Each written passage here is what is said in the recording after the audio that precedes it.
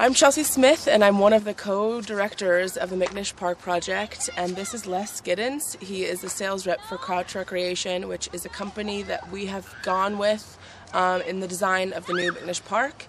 And the company is owned by Eric Crouch, which many people will know is a very famous football player for the Huskers. 2001 Heisman Trophy winner. 2001 Heisman Trophy winner. We are talking about plans for the park and getting everything set up to go back to the city to do a proposal, hopefully. I'm excited about this project. I think Chelsea's got a good thing going here, got the right ideas, she's right on track. She wants to preserve the integrity of the park, which we want to help her do. And with our proposal, our design, we can blend the playground equipment, modernize what they have here, give the children of Fairbury a good and safe place to play.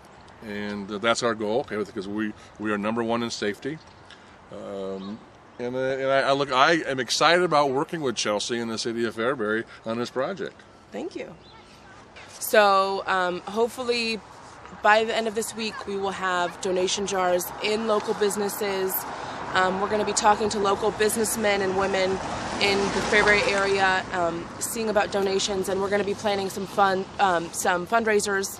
Hopefully something with a lot of local bands and just some fun stuff with the kids. We're hopefully going to do a bike rally sometime next when it's not freezing cold outside. And we're working on that, and we are trying to set up a website, which as soon as we know, we will get that out. And we will update it as often as possible with anything that we're doing. Fundraising wise, we're looking into grant money. BVCA, Blue Valley Community Action, they have been wonderful and willing to work with us to kind of be our funds advisor type thing. And they are going to hopefully help us try and find some grants if we can find something. So what is your goal and what's your time frame? Our goal is to, within the next 2 to 3 years, we would like to have at least one, if not both, of the big pieces together, and then within 5 have all of the finishing projects, including the shelter and all of the sidewalks finished. Oh, the max we have talked about is $100,000, and it seems like we're hopefully going to be slightly under that, but it all depends on how much the city can help and how much volunteer work we get to help with installation and all that kind of stuff. And if they want to contact you and hand you bucket loads of money, where do they get you at? I would be more than happy to take phone calls at 203-814-7999 or email at c_smith, SMITH, _47 @yahoo.com. Okay, the issues we have to deal with in an old park like this, anytime you renovate it, it has to come up to code. Right. Okay, so putting in the play structures that we talked about and putting down a pad and the tiles, that will be ADA accessible. Right. That every piece of playground equipment on that pad will be accessible. Right. Because of the tile. Okay. So now the issue of the swings over there, you put the swings over there. Okay. You can take those out and put new swings in, but looking at it right now, you're not going to have enough room because of those 2 trees.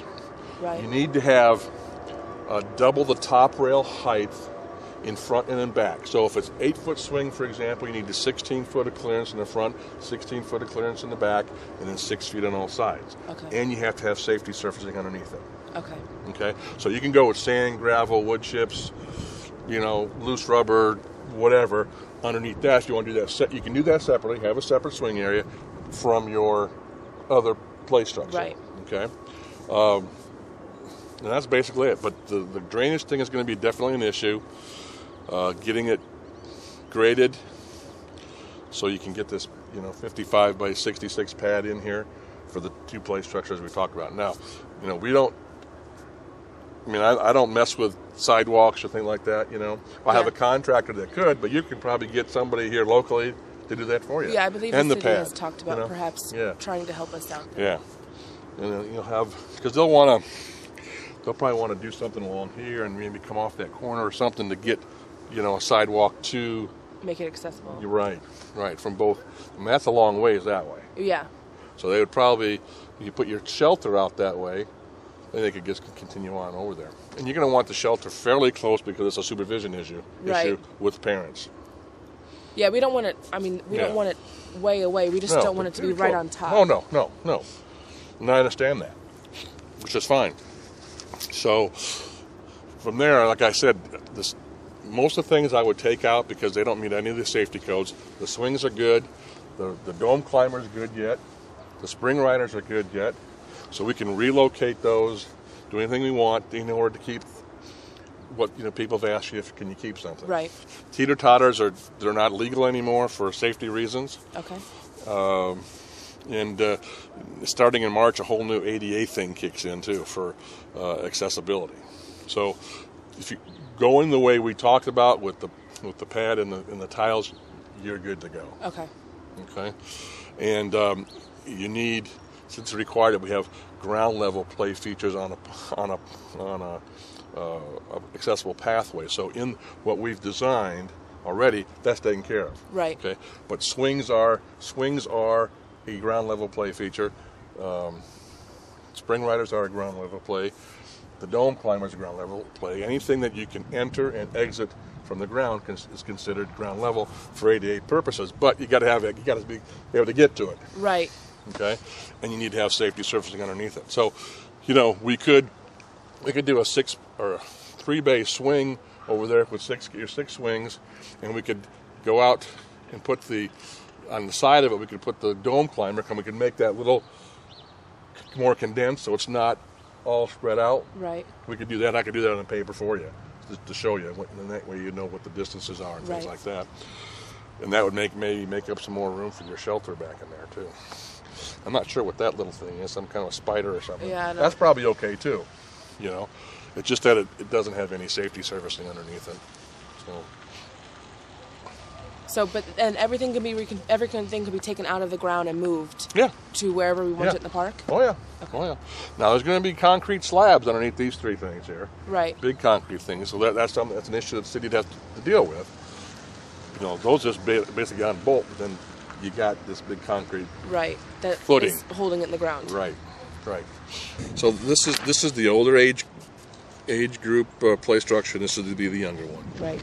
And I just placed them on here, just not knowing where it's going to be, but just try and get them as close together, take up as little space as possible. It would take up a 55 by 60. Yeah, 55 by 60, 56 by 56, but 56 by 66 area. And that doesn't include the shelter or anything else. Now, I can put on the plan for you the swings. I can put on the dome climber, spring riders to show you the whole area. Right.